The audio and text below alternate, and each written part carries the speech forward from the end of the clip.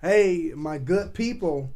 Yes, yes, yes. I'm Rob Pasker, your host and anchor for tonight's YRDtv.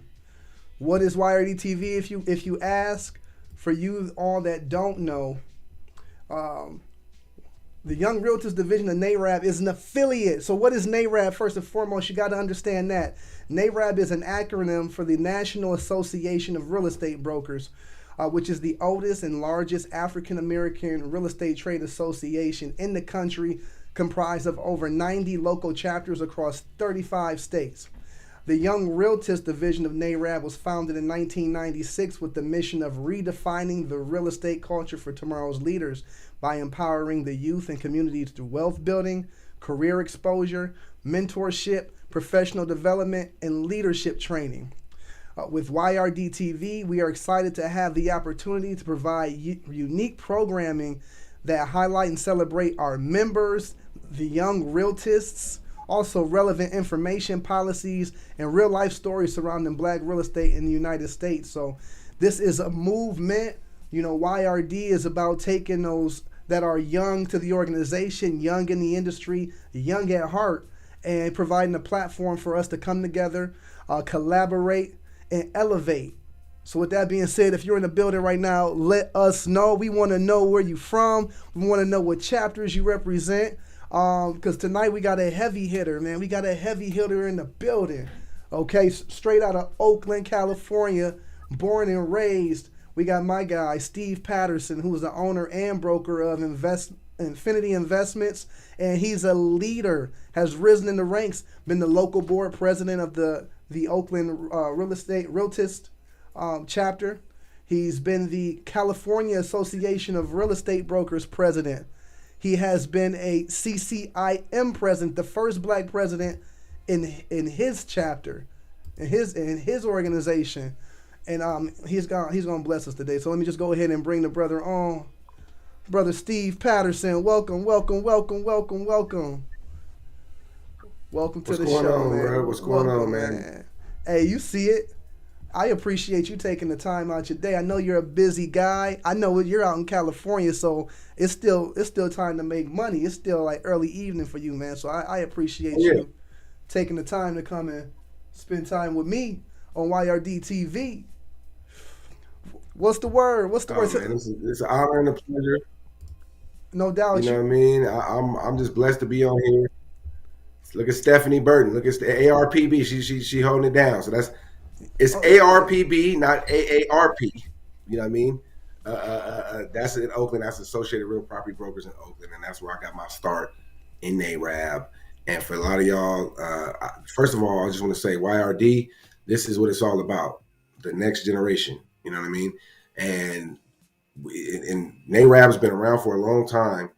It's really up to the new folks, younger folks, to kind of get with the program, if you will, and carry the torch forward. You know what I mean? In the new economy in the next few years, we are needed in the revolution of building black wealth in our communities. And so your YRD, y'all doing a great thing with these lives. You know, I thank y'all for having me, man. And I would love to, just want to talk this real estate with y'all and get into it. No doubt, no doubt. Well, we appreciate that. So can you tell me a little bit about your real estate background? You know, what led you to the industry? Yeah, I got in the game in 2003. So I'm 39. I'll be 40 this weekend. So, you know what I mean? About to, join the official OG club. But I got in the game in 2003. And I was at college at the time at San Jose State University studying business. And you know what got me in the game? I was up late night and watching TV, and I saw the Carlton Sheets no money down infomercial. He was talking about you could buy real estate with no money down.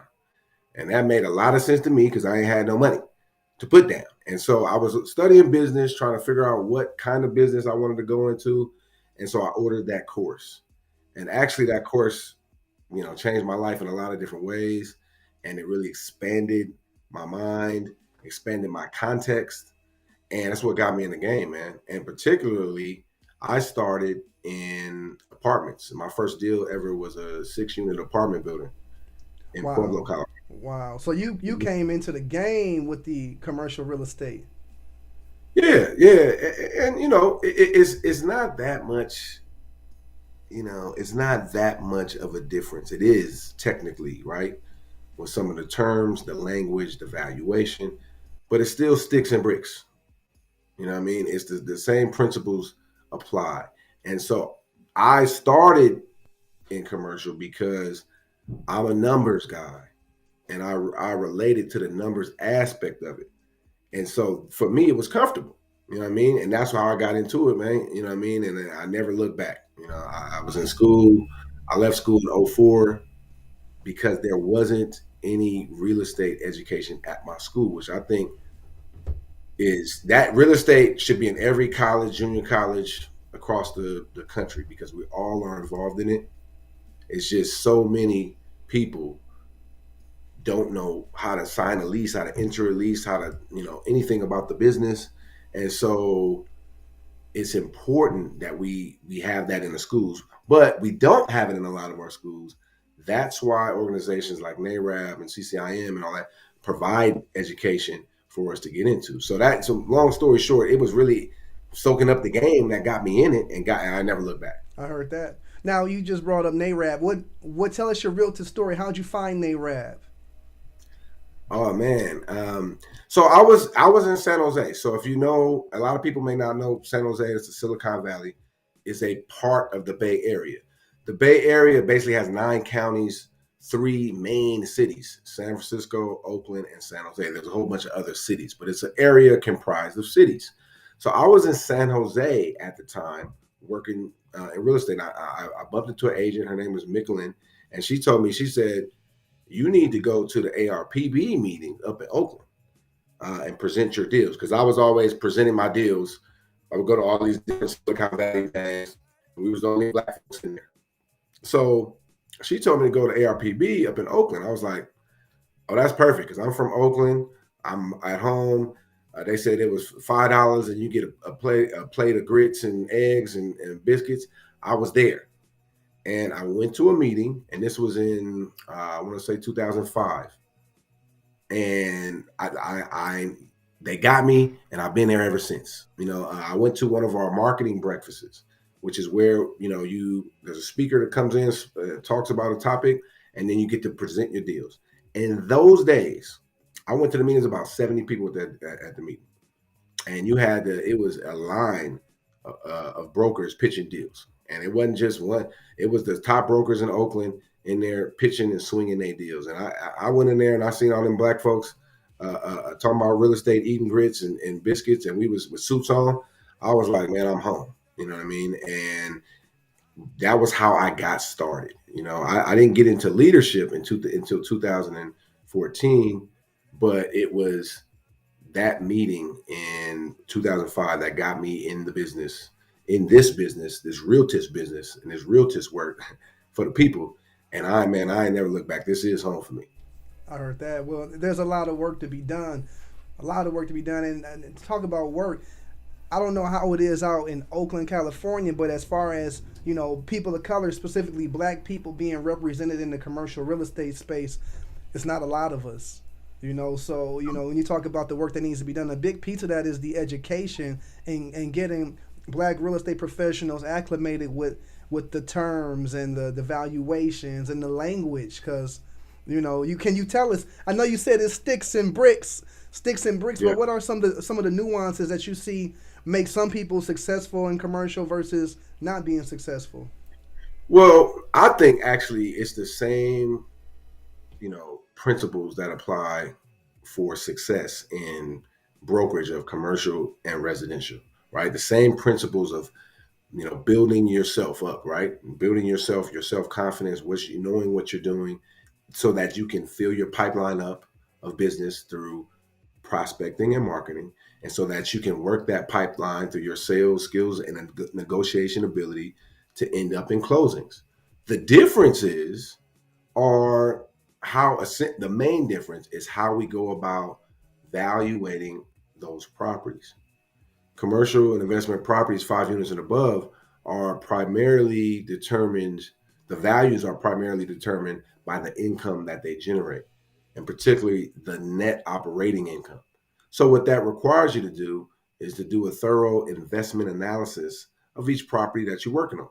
And when I say investment analysis, we're analyzing the income, the rental income, the gross income as it relates to the property's operating expenses, the cost of doing business, not the mortgage payment, the cost of doing business. This is going to be taxes, insurance, management, maintenance, pest control, accounting, advertising, the cost of operating your building.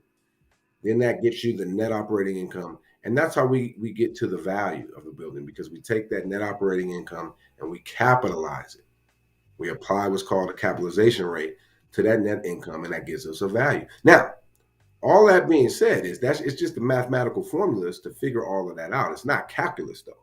It's more like basic algebra. And basic algebra that you can relate to, because we're talking about dollars in a deal. And that's why I love math so much in school, because it was the only thing that I've seen in school that I could apply to life today. Like if I go to the store and buy a bag of chips, I had to have a certain amount of dollars and cents and all of that. And in commercial real estate, that's really the big difference from residential, is that we are operating the property as an investment. It's worth the income that it generates. That income is going to be capitalized at a particular rate, depending on what city, what area of the city you're in. Everywhere has a different cap rate where properties trade at. And that is the big difference. Now, because of that, you're dealing with a different clientele. Investors. Now, look, let me just say this. Everyone makes decisions emotionally, even investors. However, investors justify their emotional decisions with the logic of the numbers. And the better, and the best really stick to the formula of what their investment criteria is to make that call, that shot. So you're dealing with a different clientele when you're showing that property, when you're prospecting that seller, that buyer, when you're marketing, you're putting your marketing out there, when you're out there negotiating, the brokers that you're dealing with, it's more of a numbers game. It's more of all business. However, it's still emotional. People in commercial like to say, "Oh, it's just all pure numbers," and it mainly is.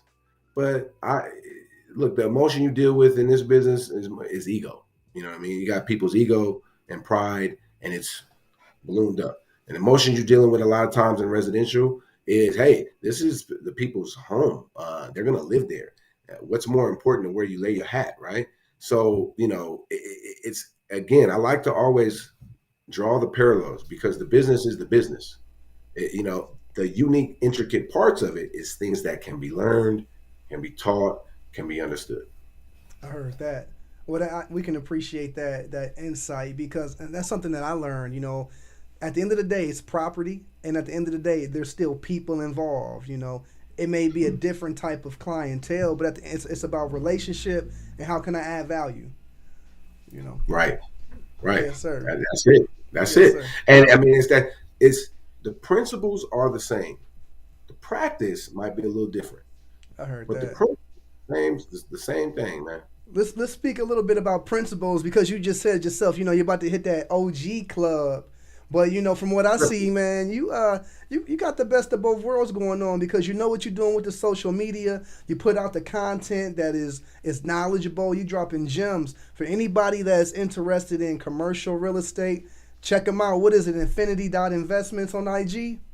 Yeah.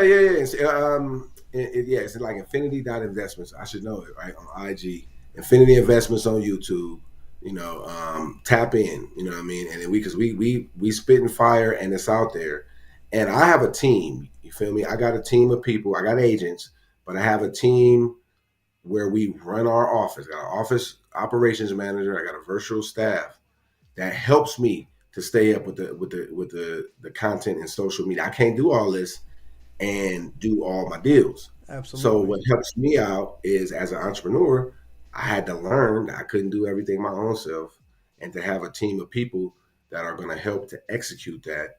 And that's how we able to be relevant to an extent online, but at the same time, still do the old school prospecting methods. And I still cold call on a daily basis. I still network. I still call my database. We still send mailers. We do all of that. But we also able to put our toes in both worlds because without being on the internet, as you got a great social media presence, you're just not as relevant, especially if you're spitting content.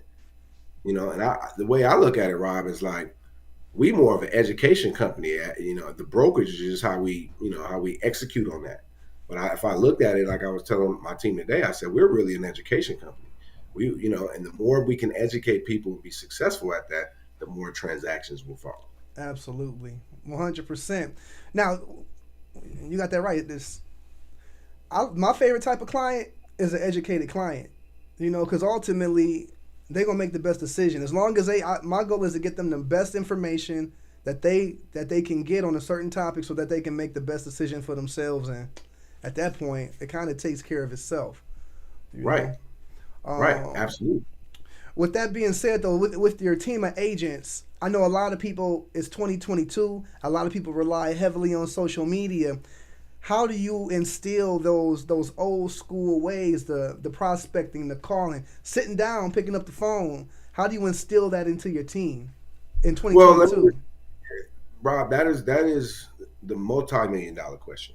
You know what I mean? And anybody who runs a brokerage, anybody who runs a team, any agent who's advanced to the point where they're going to have their own agent team, this is important because social media and technology is key. It is critical. But even if you have all the leads in the world that come to you from social media, you still have to have verbal skills. You still got to have the miracle mouthpiece to make the millions, right? And so, what's how we do it is we have a series of, you know, mouthpiece development, if you will. Okay, so we have on Tuesdays, every Tuesday at 12 o'clock, we have our role playing session. So we get on for an hour and we go through and we role play our scripts. So we have a multifamily and commercial script, we have a for sale by owner for residential script, and we have a foreclosure script that we are now using more as our foreclosure default rate has tripled in Oakland since the last quarter. So we're on that heavy, and we do that every single week, right? What we just start doing last quarter is we start doing our call sessions as our office opened back up and we're able to have people in the office. We were having call sessions on Mondays from 9:30 to 11. What we do is say, hey, everybody come on in and we're going to make some calls. You guys can hear me call, right? And I'm just telling them like this, man, I'm one of the best to ever do it. You feel what I'm saying? You go sit here and you're going to learn some stuff. If you just sit here and don't do nothing. But what I really want you to do is get your list of people you need to call, whether that's cold calls or whether that's follow-up calls, because we believe in both. I really believe in cold calls because that is going to develop your skill set. And at the end of the day, you're talking to sellers, right? A lot of our technology marketing is going to bring us buyers, which is cool, and sometimes sellers. But when you're calling, you're talking directly to the seller. So it's going to bring you some business too. But more than anything, it's going to develop your skills, your mouthpiece skills that you can then apply when you're negotiating, when you're talking and you're following up, and when you're working a deal. So we do it through a call session every Monday. We do it through our role playing on Tuesdays. And to wrap it up, we have a sales meeting every Friday at 1 where we're going over a topic of training, but it's an accountability piece. I'm always saying, hey, what's your numbers looking like? And we have an accountability thing that we implement every week. The agents need to fill out how many calls they made, how many appointments they set, how many appointments they went on, how many offers they made, if they got anything in contract, and obviously if they closed anything. So it's simple, old school, but it's accountability, but also giving them the tools. Like I'm not just selling them out there, go make some cold calls. Now here go the script. Get your butt there on Tuesdays. Learn what the scripts say. Learn how to handle objections, and then come in a real session where we're gonna have live bullets, and you can listen to me, but you can also make some calls and listen to the other agents, and that's how you step your game up, get confidence, and go bang them phones out. Yeah.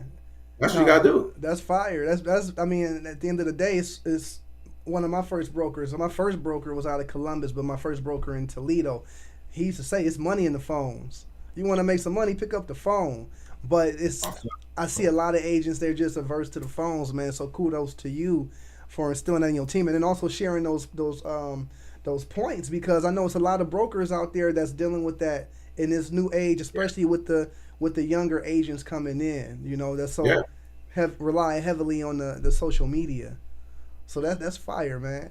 man. And for brokers, look, it's not a lot of info out there for us, Hmm. right? If you look at it, and that's what I think last national meeting I went to, there was a broker panel, and I got a lot out of it. I know Letitia was up there and spitting some gems, and some of the other brokers, because we don't got a lot of information about how to run a brokerage.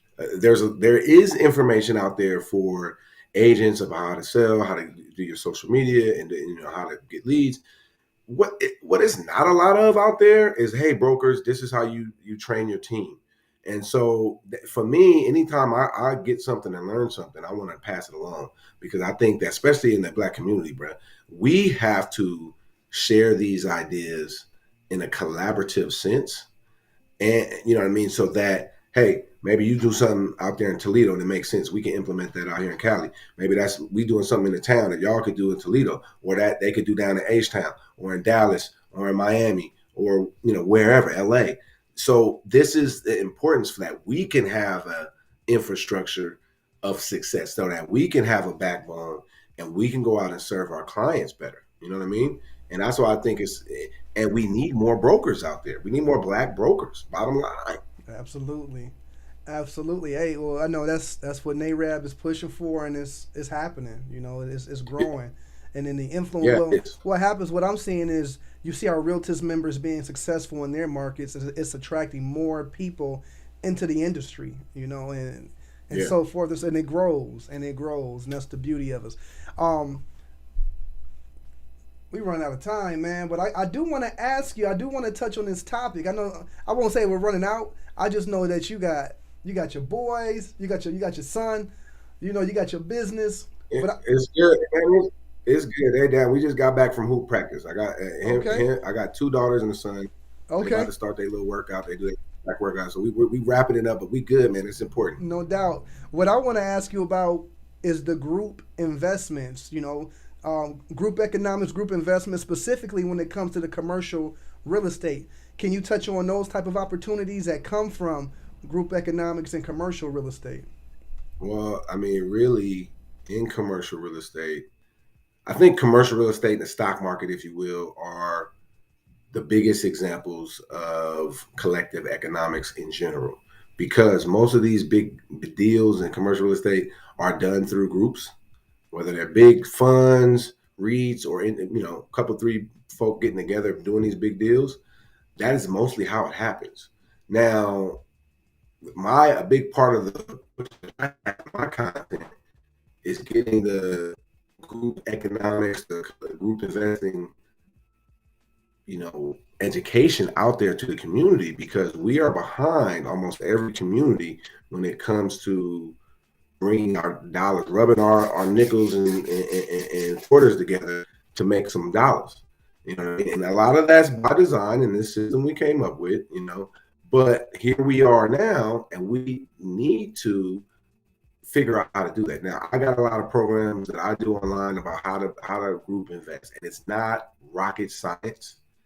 Again, it's just understanding the importance of it, the pros and cons of it, and then the nuances, the technical nuances, setting up an LLC, having people invest into the LLC, get membership interest into your LLC. And that's just one form. When I do my presentation, there's multiple different structures of how you can do this, but it just goes back to understanding, legally how to structure it, having an attorney on board, finding people that you can rock with, because when you invest as a group, it's like a marriage, it's like a relationship, it's like a team. So you got to rock with people that you are, you ready to ride for, and now within that, come up with the plan to go out and purchase properties. Now, that being said, we're putting together an opportunity zone fund here in Oakland, and the opportunity zones are areas throughout the country that have been designated opportunity zones,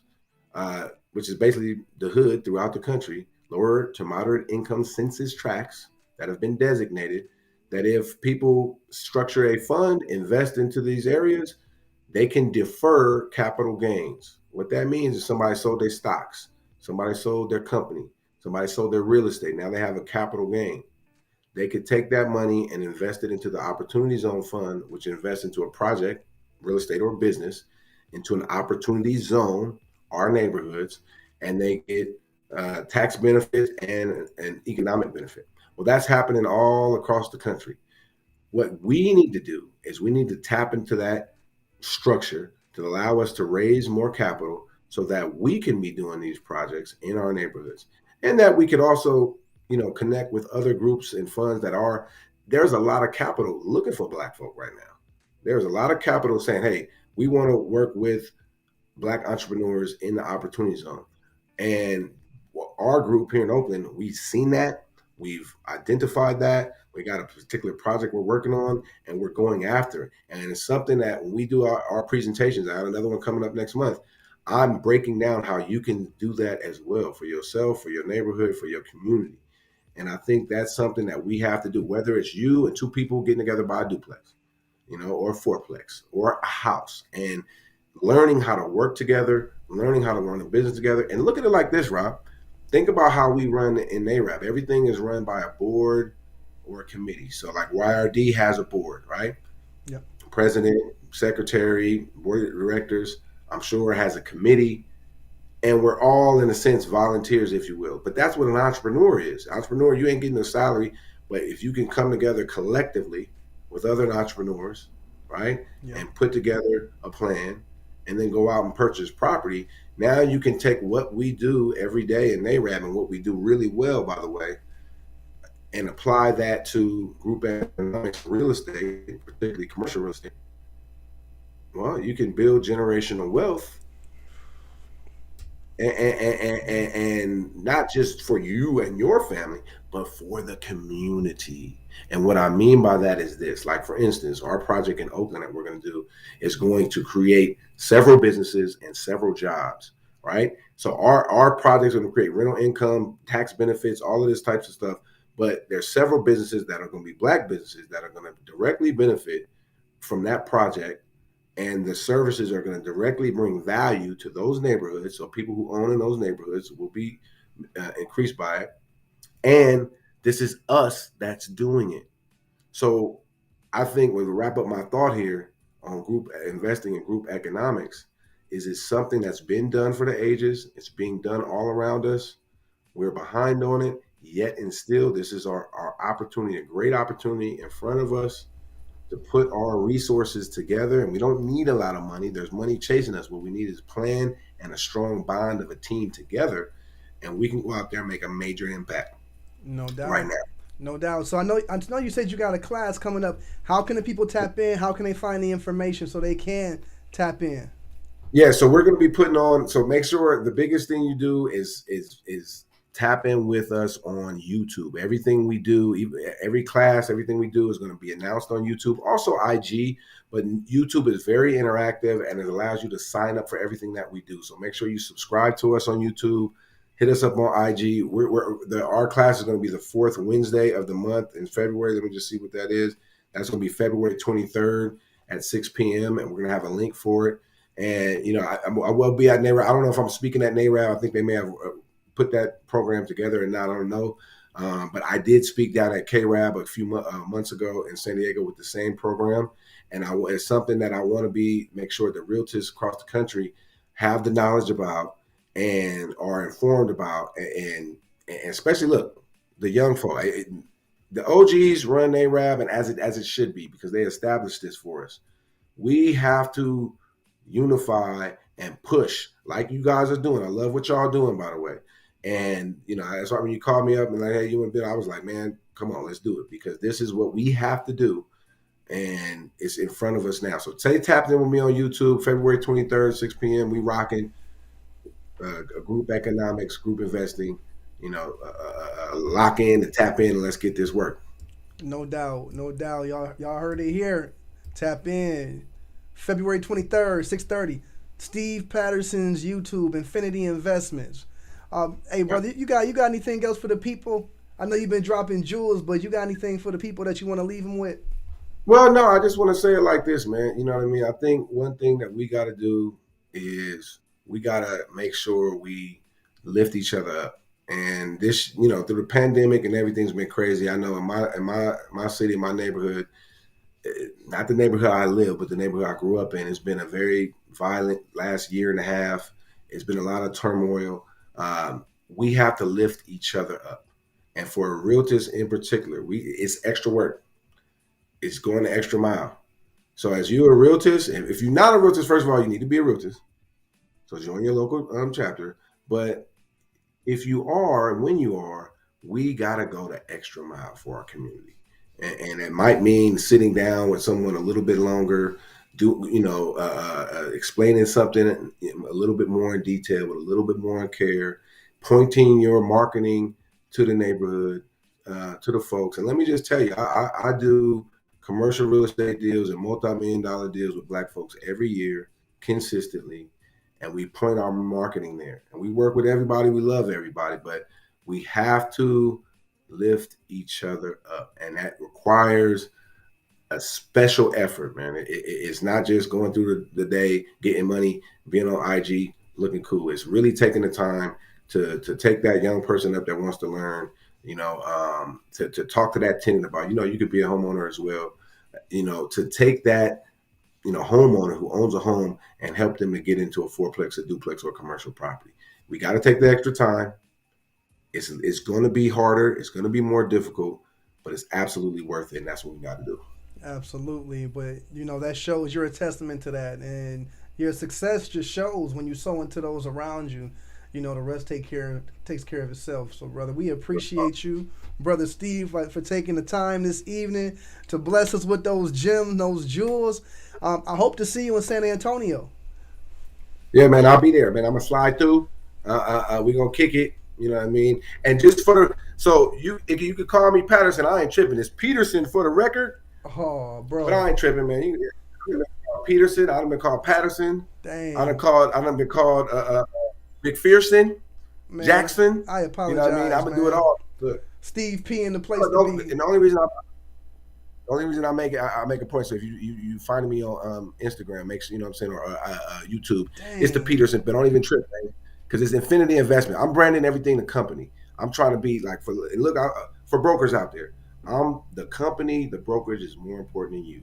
I've had to learn that the hard way over the years, and that's where I'm transitioning into. So it's like my name is not even important. The company name is more important. You know what I mean? And the agents is more important to me. I had to learn that though. You know what I mean? It's hard to do, especially when you're the producer. When you go out there and make it happen. But that's the transition. So I could be Patterson, I could be Peterson. It don't even matter. But just make sure you can find Peterson there, so you can find your boy. It matters. It definitely matters, because there's people that call me Rob Pastor. I'm not a pastor, but I guess I do got some sheep now. Pastor Rob. Yeah. It happens, man. Don't be a Pastor Rob. Oh man, my apology. I apologize, brother. No, bro, we chilling, man. That's, hey, we in there. So we gonna. Hey, so y'all listening? You got to come to San Antonio. We gonna do it real big and real live, how we always do at the Realtors family. Yep, that's it. All right, well, brother, I'm gonna holler at you. I'm gonna give you a call here in a second just to touch base. But I appreciate you. I truly do. Appreciate you. Thanks for having me on, bro. Yeah, I appreciate y'all. God bless y'all. My pleasure. All right now. Yep. All right, you heard it here, Brother Steve Peterson, Infinity Investments. YRDtv, you heard what he said. Pull up to the MidWinter, San Antonio. It's not too late to get your ticket. You can still register. Go ahead and make it happen. You don't want to miss it. If you're in the industry and you're looking to elevate and you want to fellowship and connect and be inspired, there's no better place to be. Also, stay tuned. Join YRD. If you're not a member of YRD, first of all, join your local board, and then join YRD.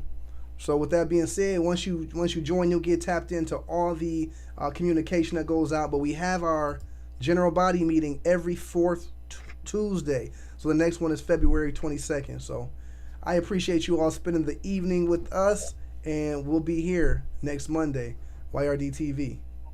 Thank you.